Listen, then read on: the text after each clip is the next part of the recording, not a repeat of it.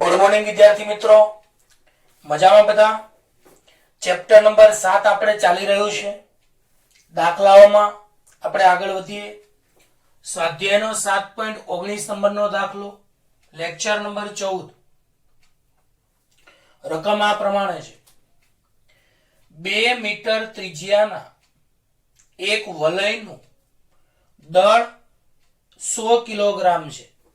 તો બોલો, ત્રિજ્યા r બરાબર 2 મીટર, દળ m બરાબર 100 કિલોગ્રામ, વલય એટલે રિંગ.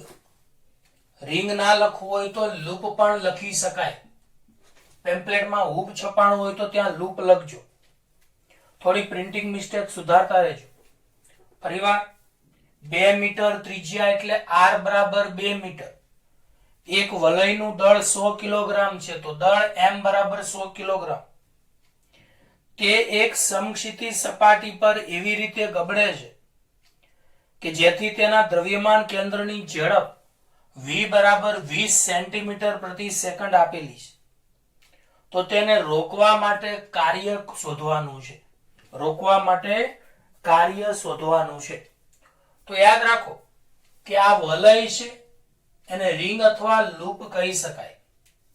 હવે જેમ સાયકલનું ટાયર હોય એ જેમ રસ્તા ઉપર સમક્ષિતિજ ફરે એવી રીતે આ રિંગને સમક્ષિતિજ ફેરવવાની છે, સમક્ષિતિજ સપાટી ઉપર.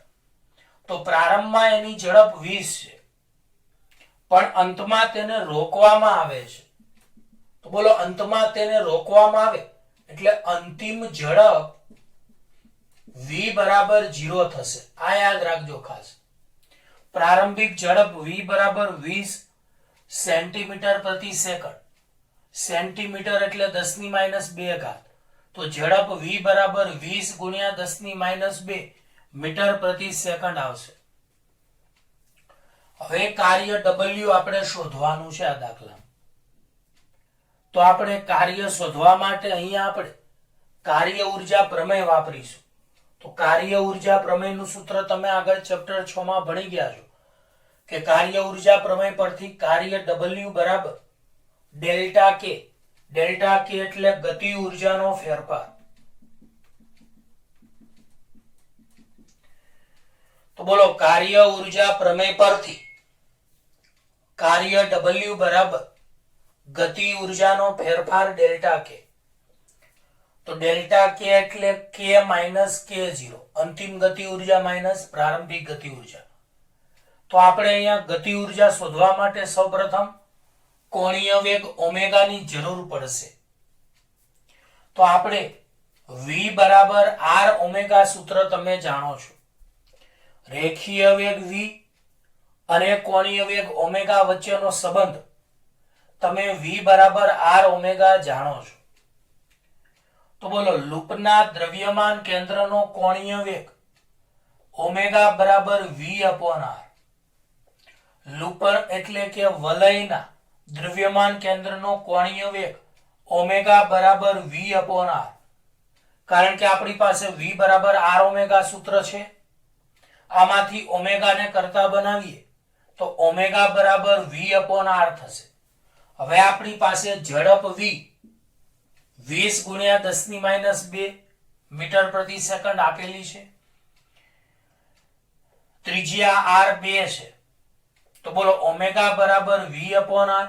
તો ઓમેગા બરાબર v ની જગ્યાએ 20 ગુણ્યા 10⁻², r ની જગ્યાએ 2.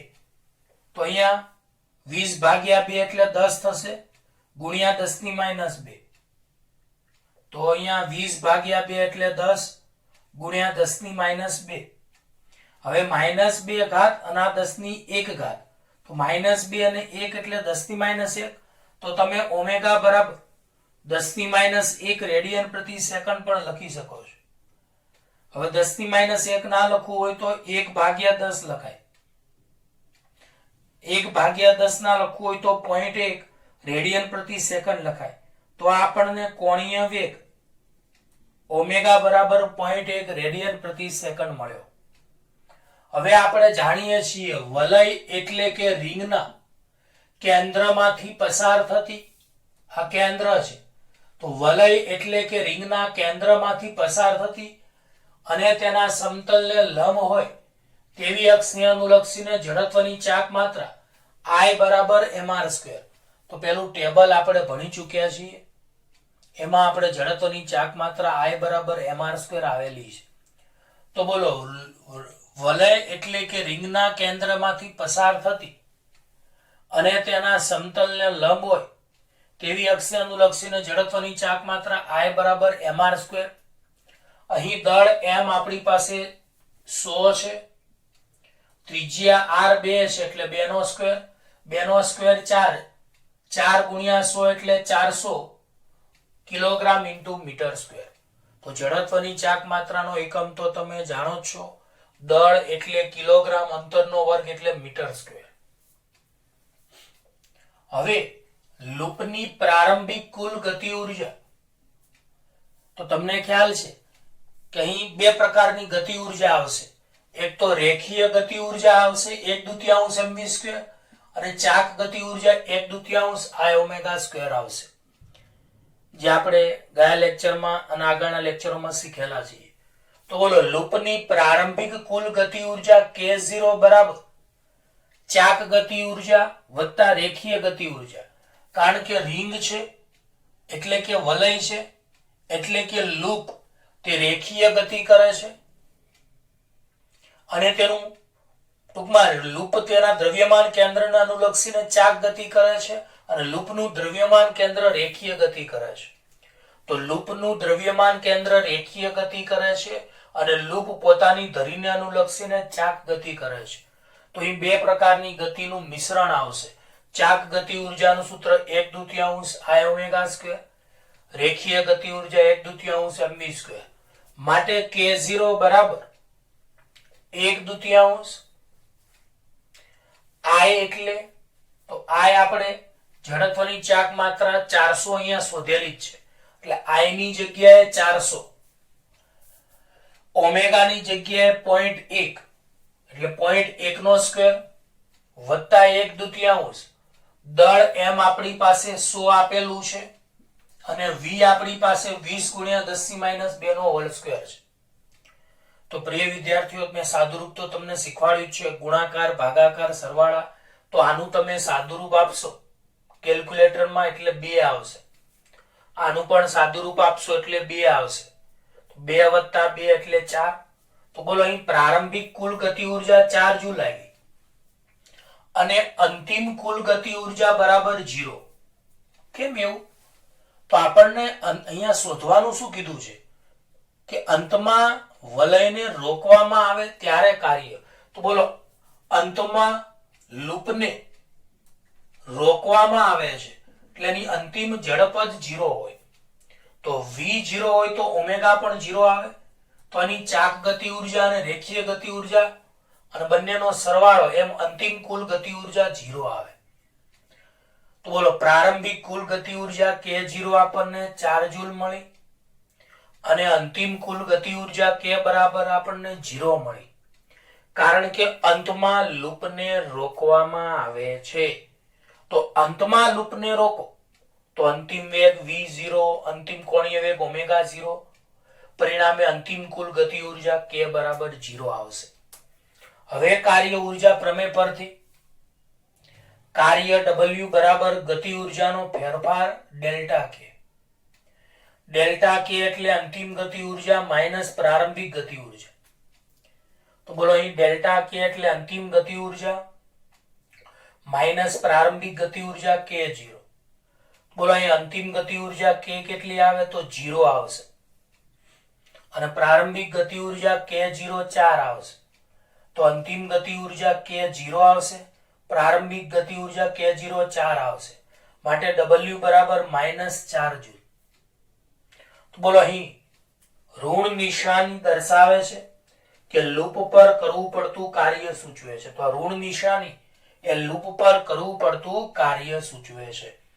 તો કાર્ય ઉર્જા પ્રમેય પરથી કાર્ય W બરાબર ગતિ ઉર્જાનો ફેરફાર ડેલ્ટા K.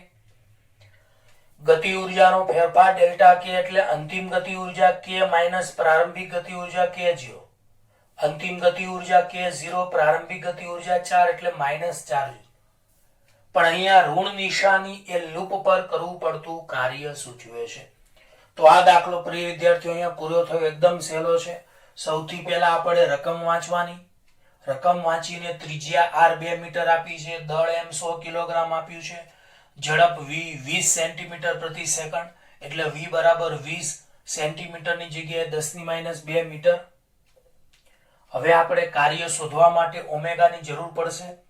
તો v બરાબર r ઓમેગા પરથી ઓમેગા બરાબર v અપોન r, એટલે ઓમેગા આપણને મળ્યા. ત્યાર પછી જડત્વની ચાક માત્રાની જરૂર પડશે, એટલે I બરાબર mr², એટલે 400 મળી. હવે પ્રારંભિક કુલ ગતિ ઉર્જા k0 બરાબર ચાક ગતિ ઉર્જા 1/2 I ઓમેગા² વત્તા રેખીય ગતિ ઉર્જા 1/2 mv². અને બધી કિંમતો મૂકો એટલે પ્રારંભિક ગતિ ઉર્જા k0 4 મળે, પણ અંતમાં કુલ ગતિ ઉર્જા k0, કારણ કે અંતમાં લૂપને રોકવામાં આવે છે. અને આ રીતે કાર્ય ઉર્જા પ્રમેય વાપરો તો આપણને કાર્ય મળી જાય. ઓકે.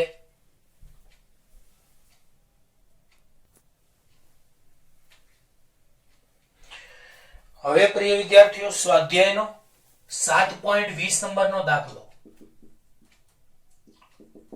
એની રકમ આ પ્રમાણે છે. ઓક્સિજન અણુનું દ્રવ્યમાન m બરાબર 5.30 ગુણ્યા 10⁻26 કિલોગ્રામ છે,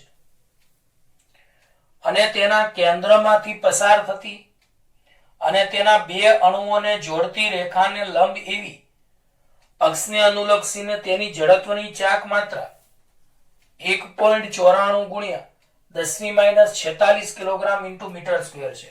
તો જડત્વની ચાક માત્રા I આપણને 1.94 ગુણ્યા 10⁻46 કિલોગ્રામ ઇન્ટુ મીટર સ્ક્વેર આપેલી છે. ધારો કે કોઈ ગેસમાં આવા અણુની સરેરાશ ઝડપ, તો આપણને ઝડપ v બરાબર 500 મીટર પ્રતિ સેકન્ડ આપી છે. તો દળ m આપ્યું છે, જડત્વની ચાક માત્રા આપણને I આપી છે, અને ઝડપ v આપી છે. તો તેના પરિભ્રમણની ગતિ ઉર્જા આપણે આપ્યું છે. પરિભ્રમણની ગતિ ઉર્જા એ તેના સ્થાનાંતરની ગતિ ઉર્જાથી 2/3 ગણી છે.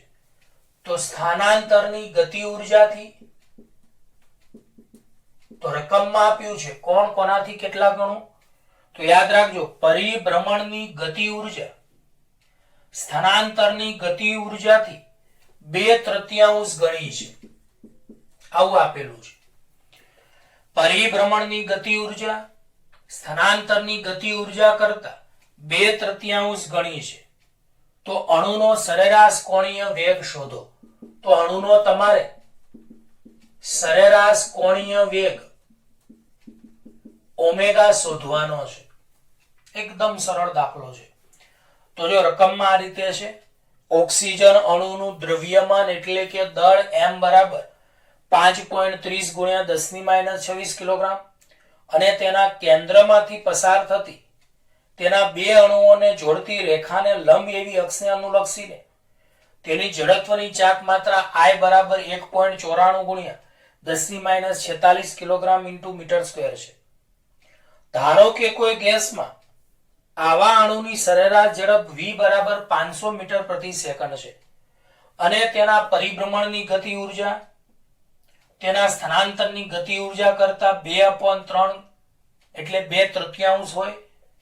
તો સરેરાશ કોણીય વેગ શોધો, એટલે ઓમેગા તમારે શોધવાના છે. તો પહેલી વાત તો પરિભ્રમણની ગતિ ઉર્જાનું બીજું નામ ચાક ગતિ ઉર્જા, અને સ્થાનાંતરની ગતિ ઉર્જા એટલે રેખીય ગતિ ઉર્જા. તો શબ્દોનો અર્થ શીખજો. પરિભ્રમણની ગતિ ઉર્જા એટલે ચાક ગતિ ઉર્જા, સ્થાનાંતરની ગતિ ઉર્જા એટલે રેખીય ગતિ ઉર્જા. બોલો, ચાક ગતિ ઉર્જા 1/2 I ઓમેગા સ્ક્વેર, અને રેખીય ગતિ ઉર્જા 1/2 mv². આ તો તમે જાણો જ છો. તો બોલો, પરિભ્રમણની ગતિ ઉર્જા તેના સ્થાનાંતરની ગતિ ઉર્જા કરતા 2/3 ગણી હોય તો કોણીય વેગ શોધો.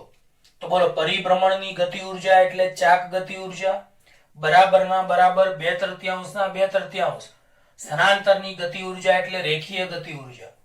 હવે ચાક ગતિ ઉર્જાનું સૂત્ર 1/2 I ઓમેગા સ્ક્વેર તમે જાણો છો. અહીંયા 2/3, અહીંયા રેખીય ગતિ ઉર્જા 1/2 mv સ્ક્વેર. તો હવે આપણે આમાં ઓમેગાને શોધવાનો છે. તો ઓમેગાને સૂત્રનો કરતા બનાવીએ, પણ એના પહેલા જોઈએ તો અહીંયા થશે શું? તો આ બે ઉડી જશે. હવે આપણે આને કરતા બનાવો છે તો 2 ભાગાકારમાં છે, ગુણાકારમાં જશે. તો ઓમેગા સ્ક્વેર બરાબર 2 ભાગાકારમાં છે, ગુણાકારમાં એટલે અહીંયા 2 mv સ્ક્વેર છેદમાં 3 I ગુણાકારમાં છે એટલે ભાગાકારમાં. તો બોલો કરતા બનાવતા આવડશે. આ બે ઉડી જશે. ઓમેગા સ્ક્વેર ને કરતા બનાવો તો આ 2 ભાગાકારમાં છે તો ગુણાકારમાં, તો 2 ભાગાકારમાં છે તો ગુણાકારમાં એટલે 2mv સ્ક્વેર. તો 2 ભાગાકારમાં છે તો ગુણાકારમાં તો 2mv સ્ક્વેર છેદમાં I નીચે આવશે, 3 તો હતા જ એટલે 3I. હવે બંને બાજુ તમે વર્ગમૂળ કરો તો ઓમેગા બરાબર વર્ગમૂળમાં 2mv સ્ક્વેર અપોન 3I. બંને બાજુ વર્ગમૂળ કરો તો આવે આવું. હવે તમે અહીંયા કિંમતો મૂકી દો તો બંને બાજુ વર્ગમૂળ કરો તો અહીંયા વર્ગમૂળ ઉડી જાય એટલે ઓમેગા બરાબર વર્ગમૂળમાં 2mv સ્ક્વેર અપોન 3I. માટે ઓમેગા ઇઝ ઇક્વલ ટુ વર્ગમૂળમાં 2.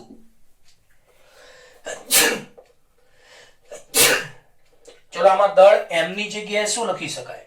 તો દળ m ની જગ્યાએ 5.30 ગુણ્યા 10⁻²6. તો બોલો આમાં દળ m ની જગ્યાએ 5.30 ગુણ્યા 10⁻²6 અને વેગ v ની જગ્યાએ 500. તો અહીંયા 500 નો સ્ક્વેર આવશે છેદમાં 3/3 અને I ની જગ્યાએ 1.94 ગુણ્યા 10⁻46. તો બોલો m ની જગ્યાએ 5.30 ગુણ્યા 10⁻26, v ની જગ્યાએ 500 નો સ્ક્વેર છેદમાં 3, I ની જગ્યાએ 1.94 ગુણ્યા 10⁻46. હવે તમે આનું સાદુરૂપ આપશો તો અંશમાં 265 ગુણ્યા તમારે જાતે કેલ્ક્યુલેટરમાં સાદુરૂપ આપવાનું. હું અત્યારે ડાયરેક્ટ સમય બચે એટલે આમાં જોઈને લખી નાખું છું. તો ઓમેગા બરાબર વર્ગમૂળમાં અંશનું સાદુરૂપ 265 ગુણ્યા 10⁻22 આવશે છેદમાં 3 ગુણ્યા 1.94 ગુણ્યા 10⁻46. હવે આ બંનેનો ભાગાકાર કરશો તો આ રીતે આવશે 45.53 ગુણ્યા 10⁻24. તો બોલો ઓમેગા બરાબર વર્ગમૂળમાં 45.53 ગુણ્યા 10⁻24 અને તમે વર્ગમૂળ કાઢશો તો આનું વર્ગમૂળ આવશે 6.7477 ગુણ્યા 24 છે. તો 10⁻24 ઘાતનું વર્ગમૂળ એટલે 1/2. તો 10⁻24 ને 1/2 આપણે ગણીએ તો 10⁻12 થઈ જશે. એટલે આ રીતે આપણે ઓમેગા બરાબર આવી રીતે તમે લખી શકો છો, અથવા એપ્રોક્સિમેટ 6.75 ગુણ્યા 10⁻12 રેડિયન પ્રતિ સેકન્ડ પણ તમે લખી શકો છો. તો આ રીતે આપણે કોણીય વેગ ઓમેગા આપણને અહીંયા મળશે. તો એકદમ સરળ દાખલો છે. ચાક ગતિ ઉર્જા 1/2 I ઓમેગા સ્ક્વેર બરાબર 2/3 રેખીય ગતિ ઉર્જા 1/2 mv સ્ક્વેર. બે ઉડી જશે. ઓમેગા સ્ક્વેર ને કરતા બનાવો તો 2mv સ્ક્વેર અપોન 3I. બંને બાજુ વર્ગમૂળ કરો તો આ રીતે તમારે ઓમેગા અને પછી સાદુરૂપ આપી દેવાનું. ઓકે,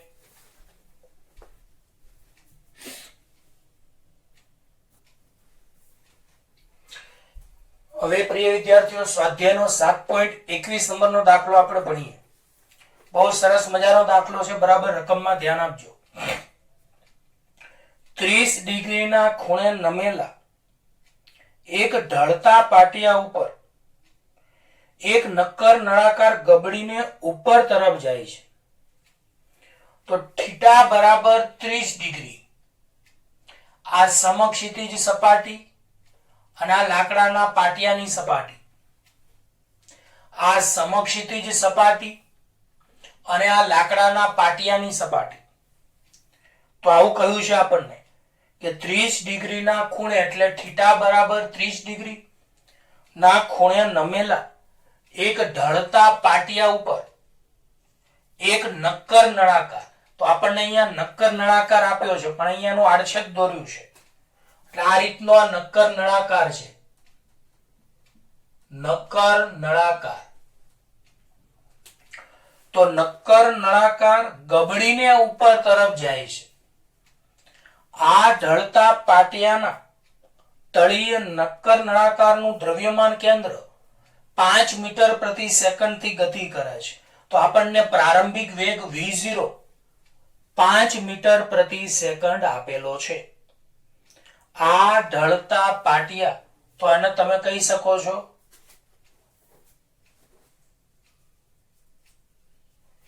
આને કહેવાય સમક્ષિતિજ સપાટી અને આને કહેવાય ઢળતા પાટિયાની સપાટી. તો એટલું યાદ રાખો કે ઢળતા પાટિયાની સપાટી પર નક્કર નળાકાર નું દ્રવ્યમાન કેન્દ્ર 5 મીટર પ્રતિ સેકન્ડ થી ગતિ કરે છે. તો પ્રારંભમાં ઝડપ v0 આપણને 5 મીટર પ્રતિ સેકન્ડ આપી છે. તો બે જવાબ માંગ્યા છે. પહેલો જવાબ એ, નળાકાર આ ઢળતા પાટિયા ઉપર કેટલો ઉપર જશે? તો નળાકાર આ ઢળતા પાટિયા ઉપર કેટલો ઉપર જશે એટલે અંતર d શોધવાનું છે પહેલા જવાબમાં. બીજું, તળિયે પાછા આવતા તેને કેટલો સમય લાગશે એટલે નળાકાર પહેલા ઉપર જશે, ત્યાં અંતમાં મહત્તમ ઊંચાઈ આવશે અને મહત્તમ ઊંચાઈએ તેનો વેગ 0 થશે અને પછી પાછો તે નીચે આવે એ કુલ સમય માંગ્યો છે. એટલે ઉપરથી નીચે અને નીચેથી ઉપર અને ઉપરથી નીચે એમ કુલ સમય આપણને માંગ્યો છે. તો આમાં બે જવાબ માંગ્યા છે. નળાકાર આ ઢળતા પાટિયા ઉપર કેટલો ઉપર જશે? તો નક્કર નળાકાર આ ઢળતા પાટિયા ઉપર કેટલો ઉપર જશે એ અંતર d તમારે શોધવાનું છે પહેલા જવાબમાં, અંતર d. બીજું, તળિયે પાછા આવવા માટે તેને કેટલો સમય લાગશે એટલે તળિયે પાછો આવશે એ માટેનો કુલ સમય તમને માંગ્યો છે. ટોટલ આમાં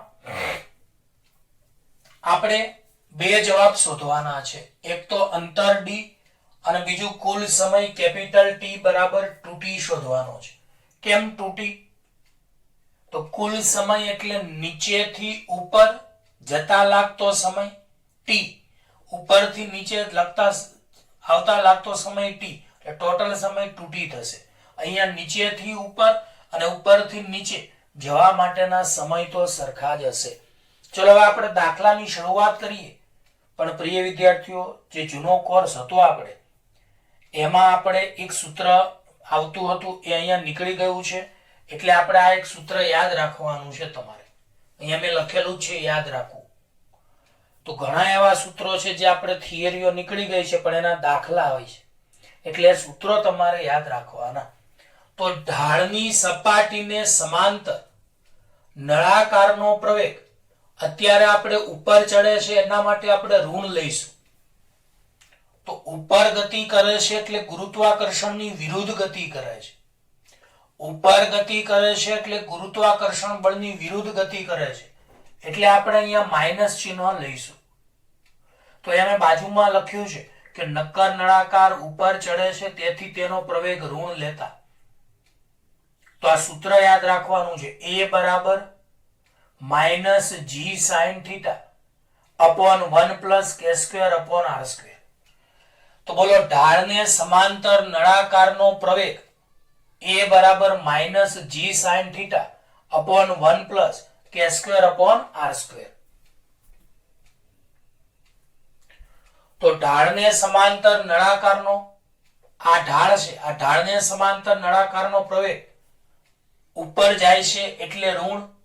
તો બોલો કયું સૂત્ર યાદ રાખશો? તો પ્રવેગ a બરાબર minus g sin θ upon 1 plus k square upon r square. બોલો પ્રવેગ a બરાબર ઉપર જાય છે એટલે minus g sin θ upon 1 plus k square upon r square. હવે જો નળાકાર અહીંયા તો આપણને નક્કર આપ્યો છે, તો નક્કર નળાકાર માટે ચક્રાવર્તનની ત્રિજ્યા પેલું કોષ્ટક મેં તમને મોઢે કરવાનું કહ્યું છે, હજી પણ જો મોઢે ના કર્યું હોય તો કરજો. છેલ્લા બે પેમ્પલેટમાં છેલ્લા બે કોષ્ટક આપેલા છે. તો નક્કર નળાકાર માટે ચક્રાવર્તનની ત્રિજ્યા k બરાબર r અપોન √2 હોય છે. બોલો નક્કર નળાકાર માટે ચક્રાવર્તનની ત્રિજ્યા k બરાબર r અપોન √2 હોય છે. હવે બંને બાજુ સ્ક્વેર કરીએ તો k² બરાબર r² અપોન 2. તો બોલો નક્કર નળાકાર માટે ચક્રાવર્તનની ત્રિજ્યા k બરાબર r અપોન √2.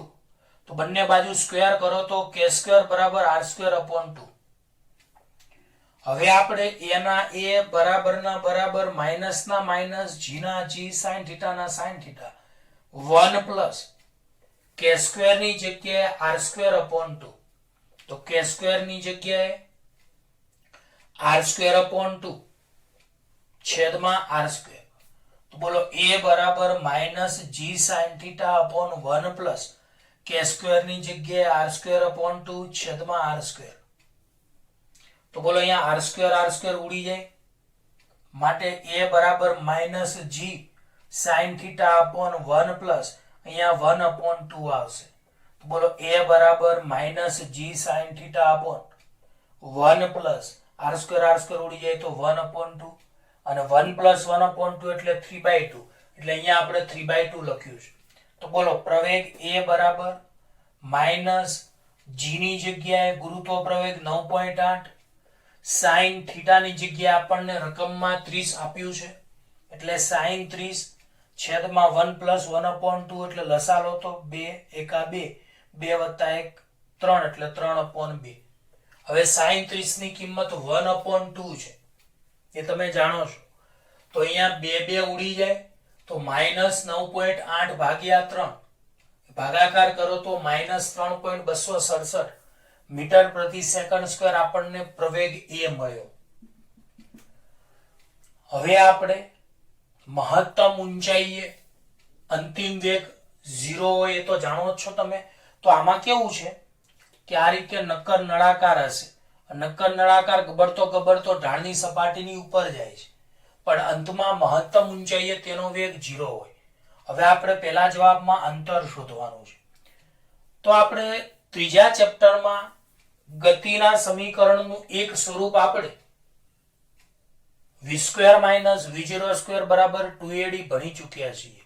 તો બોલો v² માઇનસ v02 બરાબર 2ad. હવે આપણે આમાં અંતિમ વેગ v બરાબર 0,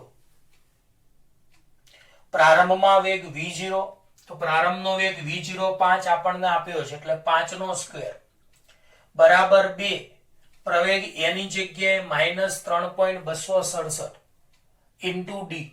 તો બોલો આમાં અંતમાં વેગ 0 એટલે v ની જગ્યાએ 0 નો સ્ક્વેર માઇનસ v0 તો પ્રારંભમાં વેગ 5 એટલે અહીંયા 5 નો સ્ક્વેર બરાબર 2 પ્રવેગ a ની જગ્યાએ માઇનસ 3.267 અને ઇન્ટુ d.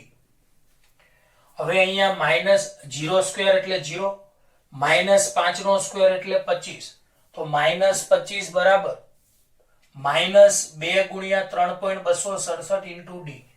હવે અહીંયા માઇનસ માઇનસ ઉડી જશે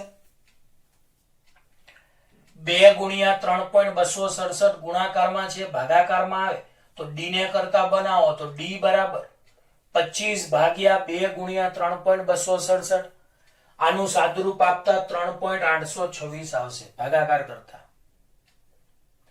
25 ભાગ્યા 2 અને જે જવાબ આવે એમાં પાછા ભાગ્યા 3.267 તો 3.826 ને 6 5 કરતા મોટા છે એટલે આગળ એક ઉમેરો તો 3.83 લખી શકાય. તો બોલો અહીં નળાકાર કેટલી મહત્તમ ઊંચાઈ સુધી જશે તો એ અંતર જે શોધવાનું હતું એ આન્સર નંબર 1 આપણને આવી ગયો 3.83 મીટર. હવે આપણે સમય શોધવાનો છે. તો બોલો હવે નળાકાર એકવાર નીચેથી ઉપર જશે પછી પાછો ઉપરથી નીચે આવશે. તો બોલો નળાકાર ગબડીને નીચે આવવાની શરૂઆત કરે ત્યારે બોલો જ્યારે નળાકાર ગબડીને નીચે આવે તો પ્રારંભમાં તેનો વેગ 0 હોય છે. હવે અહીંયા નીચે આવે એટલે પ્રવેગ આપણે ધન લઈશું. તો બોલો આપણે પ્રવેગ ઉપર જતા માટે માઇનસ 3.267 શોધ્યો તો એ હવે નીચે આવવા માટેનો પ્રવેગ એ પ્લસ 3.267 મીટર પ્રતિ સેકન્ડ સ્ક્વેર આવશે અને સ્થાનાંતર ડી અંતર 3.83 મીટર. તો યાદ રાખજો કે નળાકાર ગબડીને નીચે આવવાની શરૂઆત કરે છે. તો નળાકાર ગબડીને નીચે આવવાની શરૂઆત કરે તો એનો પ્રારંભમાં વેગ 0 આવશે એટલે v0 બરાબર 0 કારણ કે ગબડીને નીચે આવે તો પ્રારંભમાં તેનો વેગ 0 હોય. પછી પ્રવેગ તો આપણે ઉપર જવા માટેનો પ્રવેગ માઇનસ શોધ્યો તો નીચે આવવા માટેનો પ્રવેગ એ બરાબર પ્લસ 3.267 મીટર પ્રતિ સેકન્ડ સ્ક્વેર અને અંતર ડી 3.83 મીટર. હવે આપણી પાસે એક સૂત્ર છે આ પણ તમે જાણો છો ડી બરાબર v0t plus 1/2 at square. તો ડી બરાબર v0t plus 1/2 at square. હવે આમાં અંતર ડી 3.83 પ્રારંભમાં વેગ v0 0 એટલે આ પદ 0 આવશે વત્તા 1/2 પ્રવેગ એ 3.267 into t square. તો 3.83 બરાબર v0 0 એટલે આખું પદ 0 આવશે વત્તા 1/2 પ્રવેગ એ 3.267 into t square. હવે આ બે ભાગાકારમાં છે ગુણાકારમાં એટલે 2 ગુણ્યા 3.83 આ ગુણાકારમાં છે ભાગાકારમાં એટલે 3.267 બરાબર t square. માટે t square બરાબર ઉપરનો ગુણાકાર કરો તો 7.66 આવશે. તો બોલો t square બરાબર 7.66 ભાગ્યા 3.267 ભાગાકાર કરતા t square બરાબર 2.34 આવશે. હવે t square બરાબર 2.34 આવશે બંને બાજુ વર્ગમૂળ કરો તો t બરાબર વર્ગમૂળમાં 2.34 તો બે બાજુ વર્ગમૂળ કરો તો આનું વર્ગમૂળ કાઢતા t બરાબર 1.53 સેકન્ડ આવશે. પણ આ કયો સમય આવ્યો નીચેથી ઉપરથી નીચે આવવા માટેનો સમય આવ્યો. તો જેટલો સમય ઉપરથી નીચે માટેનો હોય એટલો જ નીચેથી ઉપર માટેનો સમય થશે. તો આપણે આમ લખી શકીએ આમ ઢાળ ઉપર ચડતા અને નીચે ઉતરતા સમાન સમય લાગે ઢાળ ઉપર ચડતા અને ઢાળ નીચે આવતા સમાન સમય લાગે તેથી તળિયે પાછા આવવા માટેનો લાગતો કુલ સમય કેપિટલ T બરાબર T વત્તા T એટલે 2T. હવે T આપણે 1.53 શોધ્યા એટલે કુલ સમય 3.06 સેકન્ડ આવશે. આ આન્સર નંબર 2. તો પ્રિય વિદ્યાર્થીઓ આ રીતનો આજે આપણે સ્વાધ્યાયનો 7.19 7.20 અને 7.21 સુધી ભણ્યા. આનું રિવિઝન કરાવી દઈએ બાકીનું હવે આપણે આની પછીના લેક્ચરમાં ભણીશું. તો બોલો અહીંયા પ્રારંભમાં વેગ v0.5 છે ઢાળને સમાંતર નળાકારનો પ્રવેગ ઉપર જાય તો ઋણ એટલે આ સૂત્ર યાદ રાખજો a બરાબર -g sin θ upon 1 plus k square upon r square. જો નળાકાર નક્કર હોય તો ચક્રાવર્તનની ત્રિજ્યાનું સૂત્ર તમે યાદ રાખજો k બરાબર r upon √2 બે બાજુ સ્ક્વેર કરો તો k square બરાબર r square upon 2. હવે a બરાબર -g sin θ upon 1 plus k square ની જગ્યાએ r square by 2 છેદમાં r square ઉડી જાય તો -g sin θ upon 1 plus 1 upon 2. હવે a બરાબર -g ની જગ્યાએ 9.8 sin θ ની જગ્યાએ sin 30 1 plus 1 upon 2 એટલે 3/2 તો -9.8 sin 30 એટલે 1/2 3/2 બે ઉડી જાય તો -9.8 ભાગ્યા 3 -3.267 મીટર પ્રતિ સેકન્ડ સ્ક્વેર પ્રવેગ આવશે. હવે મહત્તમ ઊંચાઈએ નળાકારનો વેગ v બરાબર 0 તો v સ્ક્વેર v0 સ્ક્વેર બરાબર 2ad સૂત્રમાં અંતિમ વેગ v0 5 પ્રવેગ એ -3.267 -5 નો સ્ક્વેર -25 અહીંયા -2 ગુણ્યા 3.267 માઇનસ ઉડી જાય અને છેદમાં લાવો તો d તમને અંતર મળી જાય.